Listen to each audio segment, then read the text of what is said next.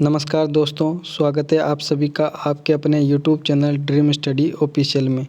जैसा कि दोस्तों आप सब जानते हैं, हमारी रेलवे एनटीपीसी की स्पेशल सीरीज़ चल रही है, जिसमें हम रोज़ाना आरआरबी एनटीपीसी के पेपर के एनालिसिस के आधार पर एक वीडियो डिस्कस करते हैं। तो दोस्तों आज के वीडियो में मैं आपके लिए एग्ज़ाम के दृष्टिकोण से महत्वपूर्ण संविधान संशोधन लेकर आया हूँ। इस वीडियो में हम डिटेल से जितने भी महत्वपूर्ण संविधान संशोधन हुए हैं उनको डिस्कस करेंगे। तो जो भी दोस्त चैनल पर नए हैं वो चैनल को सब्सक्राइब कर दें और बेल आइकन को प्रेस करना ना भूलें। दोस्तों अगर आपको वीडियो की पीडीएफ चाहिए तो डिस्क्रिप्शन में हमारे टेलीग्राम चैनल का लिंक दिया हुआ है, वहाँ से आप पीडीएफ प्राप्त कर सकते हैं। ठीक है दोस्तों, तो वीडियो को शुरू करते हैं।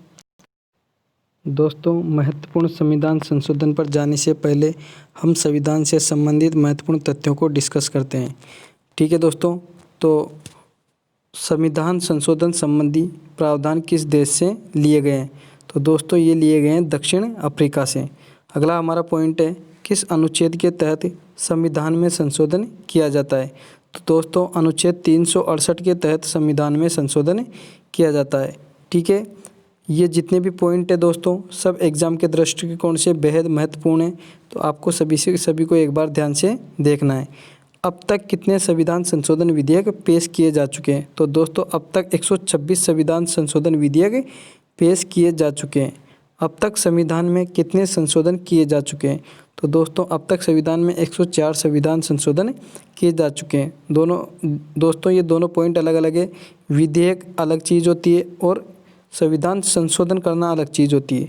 ठीक है दोस्तों, किसी भी चीज़ में संशोधन करने के लिए उसके लिए एक प्रस्ताव लेकर आते हैं, एक बिल लेकर आते हैं। ठीक है, तो अब तक 126 बिल लाए जा चुके हैं और पास कितने हो चुके हैं दोस्तों? 104 अब तक पास हो चुके हैं। अगला हमारा महत्वपूर्ण तथ्य है, संविधान में संशोधन का अधिकार किसके पास होता है? तो दोस्तों भारतीय संविधान में संशोधन का अधिकार भारत की संसद के पास होता है। ठीक है दोस्तों, अगला है, एक बिल किसकी स्वीकृति के बाद एक्ट का रूप लेता है? तो एक बिल दोस्तों भारत के राष्ट्रपति की स्वीकृति के बाद ही बिल का रूप लेता है। कोई भी बिल जब संसद में आता है दोस्तों तो दोनों सदनों से पास होने के बाद ये प्रेसिडेंट के पास जाता है। ठीक है, और प्रेसिडेंट के साइन होने के बाद ही ये कानून का रूप धारण कर लेता है या एक एक्ट का रूप धारण कर लेता है। ठीक है दोस्तों, अगला महत्वपूर्ण पॉइंट है हमारा, किसे भारतीय संविधान का पिता कहा जाता है? तो डॉक्टर भीमराव अंबेडकर को भारतीय संविधान का पिता कहा जाता है। अगला इम्पोर्टेंट पॉइंट है, संविधान दिवस कब मनाया जाता है? तो दोस्तों हर साल 26 नवंबर को संविधान दिवस मनाया जाता है। सबसे पहले जो इसकी शुरुआत हुई थी दोस्तों, ये हुई थी 2015 में। ठीक है, या आपको याद रखना है। और 2015 से हर साल 26 नवंबर को हम संविधान दिवस मनाते हैं। ठीक है दोस्तों, ऐसा क्यों होता है इसके बारे में मैं बताऊंगा आपको। ठीक है, संविधान निर्माण के लिए संविधान सभा की पहली बैठक कब हुई थी? तो दोस्तों ये हुई थी 9 दिसंबर 1946 को। ठीक है, अगला हमारा महत्वपूर्ण तथ्य है, संविधान सभा के अस्थायी अध्यक्ष किसे बनाया गया? तो संविधान सभा का अस्थायी अध्यक्ष बनाया गया था दोस्तों सच्चिदानंद सिन्हा को। संविधान सभा के स्थायी अध्यक्ष कौन थे? तो संविधान सभा के स्थायी अध्यक्ष थे डॉक्टर राजेंद्र प्रसाद। जब संविधान सभा की दूसरी बार बैठक हुई थी 11 दिसंबर को, ठीक है 11 दिसंबर 1946 को, तो डॉक्टर राजेंद्र प्रसाद को संविधान सभा का स्थायी अध्यक्ष चुना गया था। ठीक है दोस्तों, अगला है, भारत का संविधान कब बनकर तैयार हुआ? तो भारत का संविधान 26 नवंबर 1949 को बनकर तैयार हुआ था। इसीलिए हम हर साल 26 नवंबर को संविधान दिवस मनाते हैं। भारत का संविधान कब लागू हुआ? तो दोस्तों भारत का संविधान 26 जनवरी 1950 को लागू हुआ था। कुछ महत्वपूर्ण पॉइंट है वो भी आपको याद रखने। दोस्तों भारत का संविधान विश्व का सबसे बड़ा लिखित संविधान है। ठीक है, ये आपको याद रखना है। और भारत का संविधान जो है भारत शासन अधिनियम 1935 का ही प्रभाव दिखाई देता है। ठीक है दोस्तों, ये कुछ महत्वपूर्ण तथ्य थे संविधान से संबंधित, इनको आप एक बार और डिस्कस कर सकते हैं। ठीक है, दोबारा वीडियो को पॉज करके आप दोबारा इनको देख सकते हैं। आगे चलते हैं दोस्तों, जो भी महत्वपूर्ण संविधान संशोधन हुए हैं उनके ऊपर। ठीक है दोस्तों, यहाँ पर जितने भी मैंने पॉइंट लिए हैं सब सिलेक्टेड पॉइंट है और कहीं ना कहीं एग्ज़ाम में ये पूछे गए हैं, तो सभी पॉइंट्स को आपको ध्यान से देखना है। ठीक है दोस्तों, पहला है हमारा 7वां संविधान संशोधन 1956। ठीक है, इसमें क्या किया गया था दोस्तों, तो इसमें इस संशोधन द्वारा भाषाई आधार पर राज्यों का पुनर्गठन किया था। ठीक है, और एक चीज़ और याद रखनी है, भाषा के आधार पर बनने वाला जो प्रथम राज्य था दोस्तों वो था आंध्र प्रदेश। ठीक है, इसका निर्माण किया गया था 1953 में। अगला हमारा पॉइंट है 10वां संविधान संशोधन 1961 किससे संबंधित है, तो दोस्तों ये संबंधित है, इसके अंतर्गत भूतपूर्व पुर्तगाली अंत क्षेत्रों दादरा नगर हवेली को भारत में शामिल कर उन्हें केंद्र शासित प्रदेश का दर्जा दिया गया। दोस्तों आपको पता होगा कि दादरा नगर हवेली ये पुर्तगालियों के अंत क्षेत्र में आते थे, तो 10वां संविधान संशोधन 1961 के द्वारा इनको भारत में शामिल करके केंद्र शासित प्रदेश का दर्जा दिया गया। अगला जो संविधान संशोधन है वो है 12वां संविधान संशोधन 1962। दोस्तों इसके द्वारा प्रथम अनुसूची में संशोधन कर गोवा दमन दीव को भारत के केंद्र शासित प्रदेश के रूप में शामिल किया गया। ठीक है दोस्तों, अगला संविधान संशोधन है हमारा 13वां संविधान संशोधन 1962। इसके अंतर्गत नागालैंड को विशेष प्रावधान अपनाकर एक राज्य का दर्जा दिया गया। याद रखना है दोस्तों, 1962 13वां संविधान संशोधन नागालैंड राज्य से संबंधित है।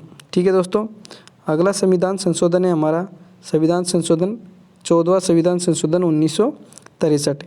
इसके द्वारा केंद्र शासित प्रदेश के रूप में पुदुचेरी को भारत में शामिल किया गया। और दोस्तों ये पुदुचेरी किसके अंडर में था, तो ये था दोस्तों फ्रांसीसियों के क्षेत्र में। ठीक है, इसके द्वारा हिमाचल प्रदेश, मणिपुर, त्रिपुरा, गोवा, दमन दीव और पुदुचेरी केंद्र शासित प्रदेशों में विधान पालिका और नगर मंत्री परिषद की स्थापना की गई। याद रखना है दोस्तों, कब की गई थी ये, तो संविधान संशोधन 1963 के द्वारा।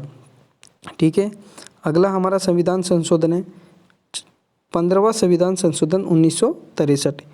इसके अंतर्गत उच्च न्यायालय के न्यायाधीशों की सेवा मुक्ति की आयु 60 वर्ष से बढ़ाकर 62 वर्ष कर दी गई है।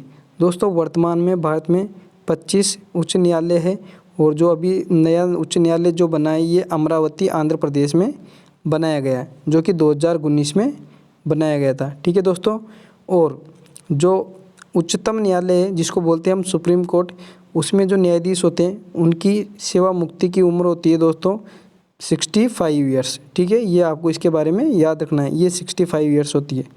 और राज्यों के जो उच्च न्यायालय होते हैं इनमें कितनी होती है, 62 वर्ष। ठीक है दोस्तों, अगला है 16वां संविधान संशोधन 1963।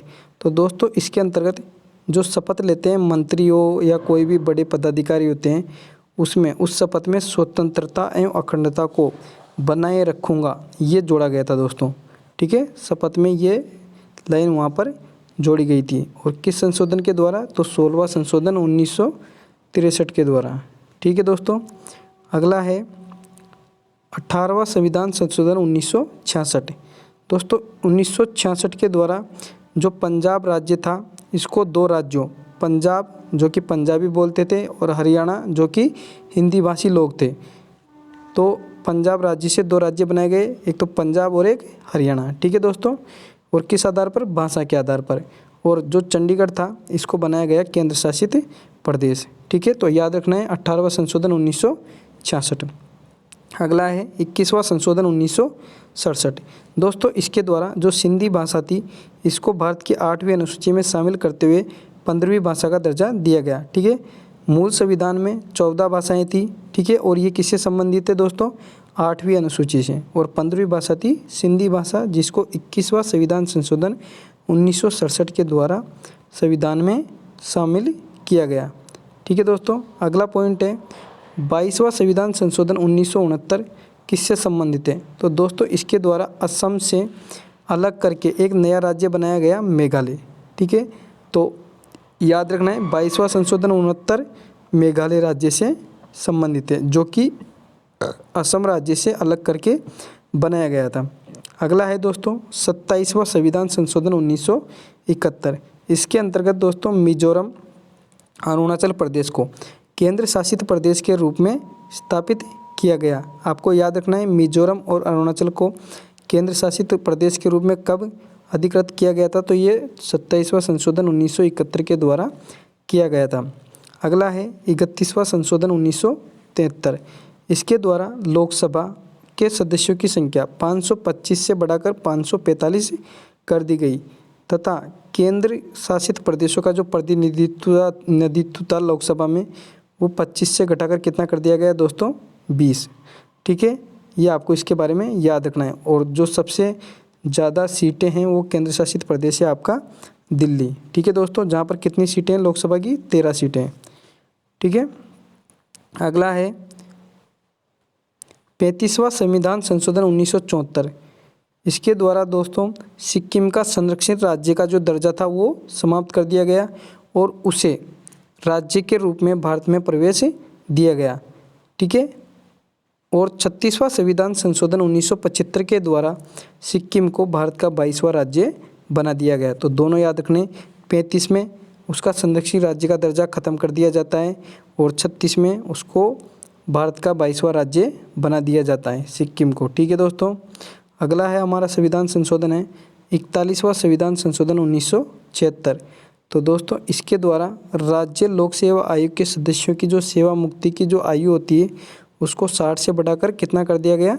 62 वर्ष। जबकि जो संघ लोक सेवा आयोग है, संघ लोक सेवा आयोग, इनकी उम्र को कितनी होती है दोस्तों? इनकी होती है आयु 65 वर्ष की। ठीक है ना, ये आपको इसमें याद रखना है। अगला है 42वां संविधान संशोधन। दोस्तों वेरी इंपॉर्टेंट है, यहाँ से हर पॉइंट से हमेशा क्वेश्चन पूछे जाते हैं। ठीक है, तो सभी पॉइंट्स को मैंने इंक्लूड किया है, उन सभी को आपको यहाँ पर अच्छे से समझना है।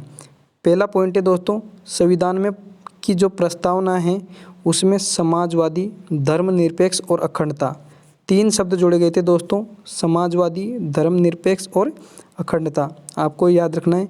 कई बार यहाँ से एग्ज़ाम में क्वेश्चन पूछा गया है, चाहे आप एसएससी की तैयारी कर रहे हो, स्टेट सर्विस एग्ज़ाम की तैयारी कर रहे हो, रेलवे की तैयारी कर रहे हो। ठीक है, तो सभी एग्ज़ाम के दृष्टिकोण से ये पॉइंट आपके लिए बेहद उपयोगी है। अगला है हमारा नीति निर्देशक सिद्धांतों को मूल अधिकारों से पर सर्वोच्च स्थान दिया गया। ध्यान रखना, नीति निर्देशक सिद्धांत आपके मूल अधिकारों से ऊपर आते हैं। अगला पॉइंट है 10 मौलिक कर्तव्यों को अनुच्छेद 51 के तहत जोड़ा गया। तो दोस्तों और ये मौलिक कर्तव्य लिए गए थे दोस्तों कहाँ से? रूस से। ठीक है, और कहाँ जोड़ा गया था इसको? अनुच्छेद 51 में। ठीक है दोस्तों, अगला पॉइंट है इसके द्वारा संविधान को न्यायिक परीक्षण से मुक्त किया गया। मतलब आप संविधान की जांच नहीं कर सकते, और ये किया गया था संविधान संशोधन 42वां संविधान संशोधन 1976 में। ठीक है दोस्तों, अगला है इसी के दौरान जो लोकसभा और विधानसभा की जो अवधि थी ये 5 वर्ष से बढ़ाकर कितनी कर दी गई दोस्तों? 6 वर्ष कर दी गई थी।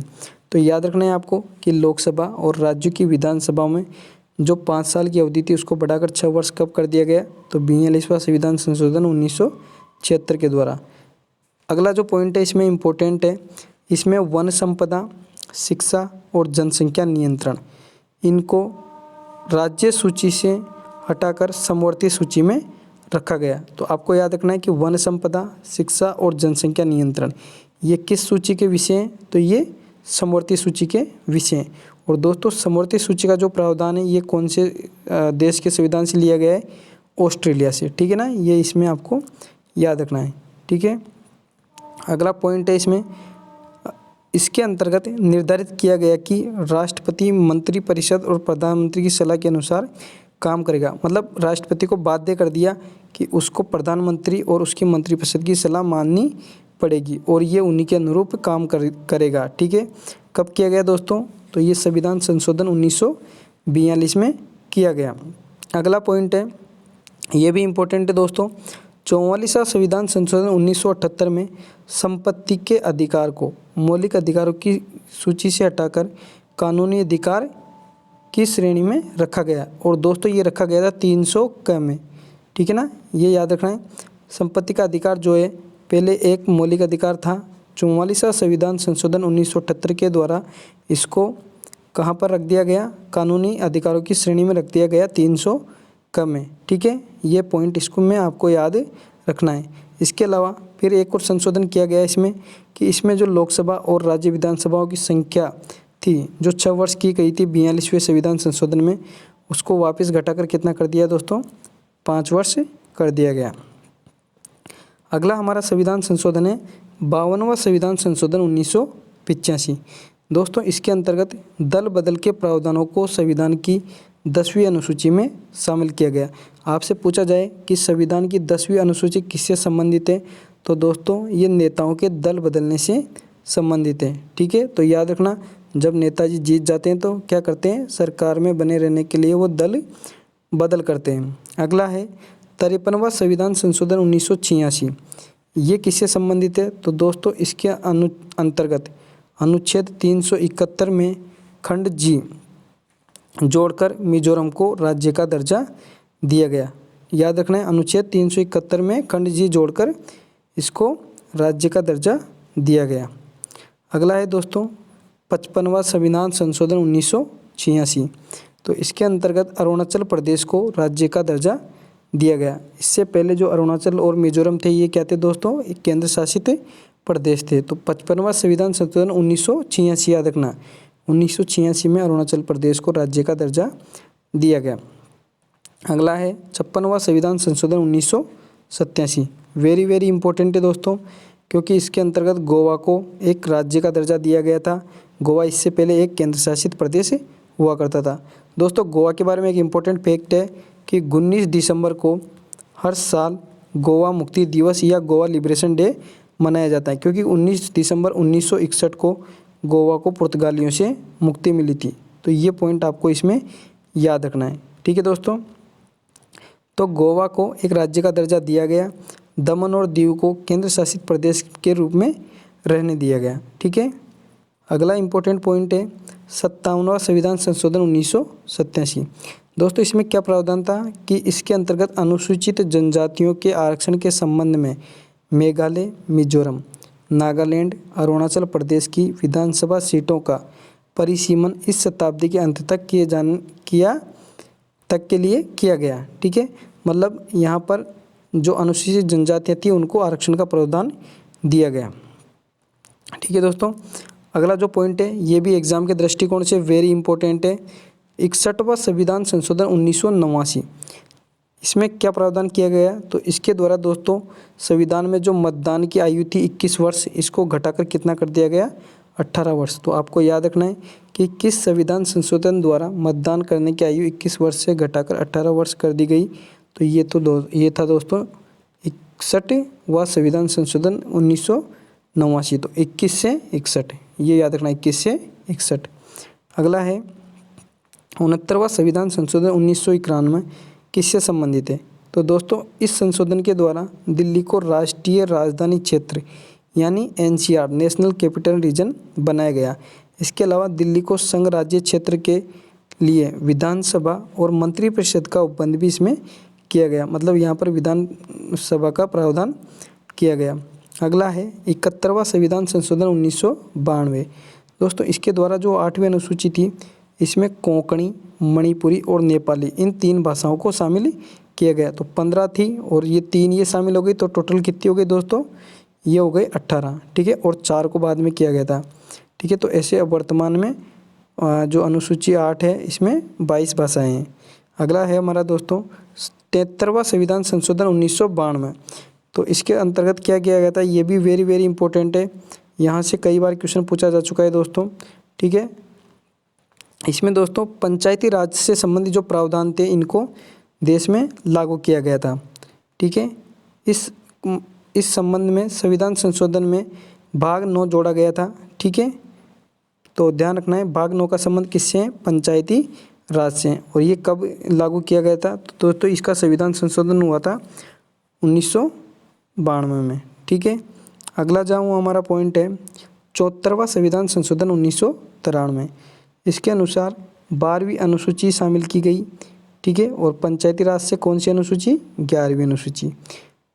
ठीक है, तो 12वीं अनुसूची में नगर पालिका, नगर निगम और नगर परिषद से संबंधित प्रावधान किए गए। ठीक है, और नगर पालिकाओं से के लिए हमारा जो संविधान है इसमें भाग 9 क जोड़ा गया था, ठीक है ना, 9 क को जोड़ा गया था, ठीक है, और पंचायती राज के लिए 9 जोड़ा गया था और ये 9 क, ठीक है। अगला है 84वां संविधान संशोधन 2001 किससे संबंधित है? तो दोस्तों ये संबंधित है लोकसभा तथा विधानसभा की सीटों की संख्या में 2026 तक कोई परिवर्तन न करने का प्रावधान यहाँ पर किया गया था। तो आपको याद रखना है कि लोकसभा और विधानसभा में जो सीटें होती हैं उनमें 2026 तक कोई परिवर्तन नहीं किया जाएगा। ये 84वें संविधान संशोधन 2001 में प्रावधान किया गया था, ठीक है दोस्तों। अगला है, ये भी वेरी इंपॉर्टेंट है दोस्तों एग्जाम के दृष्टिकोण से, 86वां संविधान संशोधन 2002 किससे संबंधित है?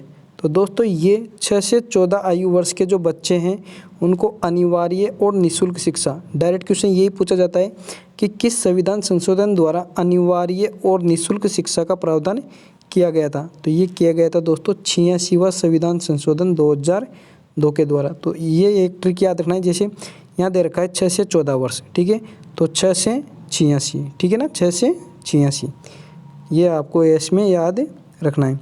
अगला है, इसके द्वारा हमारे जो अनुच्छेद है उसमें 21 का जोड़ा गया था दोस्तों, ठीक है। अनुच्छेद 21 का में ये लिखा गया है कि 6 से 14 वर्ष के आयु के जो बच्चे हैं उनको राज्य अनिवार्य और निःशुल्क शिक्षा प्रदान करेगा। अगला है दोस्तों 89वां संविधान संशोधन 2003, ये भी इम्पोर्टेंट है। इसमें अनुसूचित जो जनजाति है दोस्तों इसके लिए पृथक राष्ट्रीय आयोग की स्थापना की गई थी। अगला है वेरी इंपॉर्टेंट है ये भी एग्जाम के दृष्टिकोण से, 91वां संविधान संशोधन 2003, केंद्र तथा राज्य के जो मंत्री परिषद है उसमें जो मंत्रियों की जो सदस्य संख्या है दोस्तों वो मैक्सिमम कितनी हो सकती है? तो जो वहाँ की सदस्यों की जो संख्या है उसका 15%। जैसे समझिए दोस्तों, राजस्थान में विधानसभा की 200 सीटें, ठीक है, तो 200 सीटों का 15% आप मंत्री बना सकते हो, तो 200 का 15% होता है 30, तो आप मैक्सिमम कितने मंत्री बना सकते हो? 30 मंत्री आप बना सकते हो। और ये प्रावधान किस में था दोस्तों?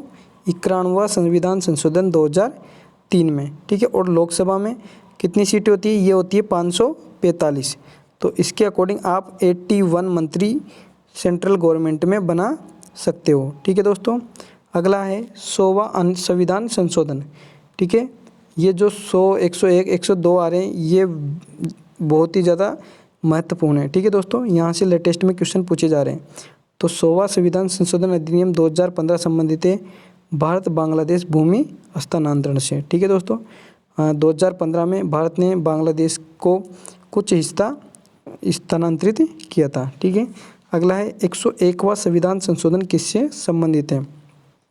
तो ये बहुत ही ज़्यादा महत्वपूर्ण है। इसमें क्या किया गया दोस्तों, जो केंद्र और राज्यों के द्वारा लगाए जाने वाले जो अप्रत्यक्ष कर थे, ठीक है, उनको एकीकृत करके उनकी जगह जीएसटी लागू किया गया, ठीक है दोस्तों। तो जीएसटी की फुल फॉर्म होती है दोस्तों गुड्स एंड सर्विस टैक्स, ठीक है ना, याद रखना है आपको, गुड्स एंड सर्विस टैक्स, ये एंड जरूर लगाना है दोस्तों। ये रेलवे में क्वेश्चन पूछा जा चुका है कि जीएसटी की फुल फॉर्म क्या होती है? तो गुड्स एंड सर्विस टैक्स, ठीक है ना, गुड्स एंड सर्विस टैक्स है इसका आंसर, ठीक है। अभी क्वेश्चन क्या पूछा गया था दोस्तों? क्वेश्चन ये पूछा गया था कि जीएसटी किस प्रकार का कर है? तो जीएसटी अप्रत्यक्ष कर है, ये पॉइंट आपको याद रखना है। देखिए आप कितना मतलब माइनर छोटी छोटी चीज़ को वो किस तरीके से पूछ रहे हैं, ठीक है, तो आपको बिल्कुल भी किसी भी पॉइंट को नहीं छोड़ना है, ठीक है। जीएसटी किस प्रकार का कर है दोस्तों? तो जीएसटी एक अप्रत्यक्ष कर है, ठीक है। और प्रत्यक्ष कर में जो आते हैं आपके, ये आते हैं दोस्तों आपके कॉरपोरेट टैक्स, ठीक है ना, जो बड़ी बड़ी कंपनियां होती है उनसे वसूले जाते हैं। अगला है 102वां संविधान संशोधन किससे संबंधित है? तो दोस्तों जो राष्ट्रीय पिछड़ा वर्ग आयोग था इसको संवैधानिक दर्जा दिया गया था 102वां संविधान संशोधन के द्वारा, ठीक है। इसकी जो स्थापना हुई थी दोस्तों ये 1994 में हुई थी, लेकिन इसको कोई संवैधानिक दर्जा प्राप्त नहीं था, तो ये 102वें संविधान संशोधन द्वारा इसको संवैधानिक दर्जा दिया गया। अगला संशोधन है दोस्तों हमारा 103वां संविधान संशोधन अधिनियम 2019 किससे संबंधित है? तो दोस्तों इसके द्वारा जो आर्थिक रूप से कमज़ोर वर्ग थे, ठीक है, उन EWS जिसको बोलते हैं, उनको सरकारी नौकरी में और शैक्षणिक संस्थाओं में 10% आरक्षण का प्रावधान किया गया। तो याद रखना है कि जो आर्थिक रूप से कमज़ोर वर्ग थे उनके लिए 10% आरक्षण का प्रावधान किस संविधान संशोधन में किया गया? तो 103वां संविधान संशोधन में किया गया है दोस्तों। अगला और अंतिम संविधान संशोधन है हमारा, ये है 104वां संविधान संशोधन 2019 किससे संबंधित है? तो दोस्तों 104वां संविधान संशोधन के तहत SC और ST के जो आरक्षण था इसको 10 वर्षों के लिए बढ़ा दिया गया, यानी 2030 तक अब आरक्षण रहेगा। ठीक है। और जो एंग्लो इंडियन समुदाय का जो प्रतिनिधित्व था लोकसभा में 2 सीटों का, उसको अब ख़त्म कर दिया गया है। ठीक है दोस्तों, यहाँ पर एक चीज़ याद रखनी है इसमें EWS में कि जो 103वां संविधान संशोधन हुआ ना, इसका बिल आया था दोस्तों 125वां। ठीक है ना, ये आपको याद रखना है इसमें। ठीक है, ये आपको इसमें याद रखना है। तो दोस्तों आशा करता हूँ कि सभी जो महत्वपूर्ण तथ्य मैंने यहाँ पर शामिल किए हैं वो आपके एग्ज़ाम में बहुत ही ज़्यादा उपयोगी साबित होंगे। तो वीडियो अगर आपको पसंद आया, अगर आपको हमारा कंटेंट अच्छा लगा है तो चैनल को लाइक करें, अपने दोस्तों के साथ शेयर करना ना भूलें, चैनल को सब्सक्राइब ज़रूर करें। अगर आपको वीडियो की PDF चाहिए तो हमें डिस्क्रिप्शन में लिंक दिया हुआ है, वहाँ से आप टेलीग्राम चैनल से जुड़ सकते हैं और PDF प्राप्त कर सकते हैं। दोस्तों NTPC के दृष्टिकोण से और भी महत्वपूर्ण बिंदुओं पर अगर आप विस्तृत रूप से पढ़ना चाहते हैं तो हमने इसके लिए वीडियो बना रखे हैं, डिस्क्रिप्शन में उनके लिंक दिए हुए हैं, वहाँ से आप उनको पढ़ सकते हैं। ठीक है दोस्तों, आशा करता हूँ ये कंटेंट आपके लिए बेहद उपयोगी साबित होगा और आपको आपके लक्ष्य प्राप्त करने में सहायता मिलेगी।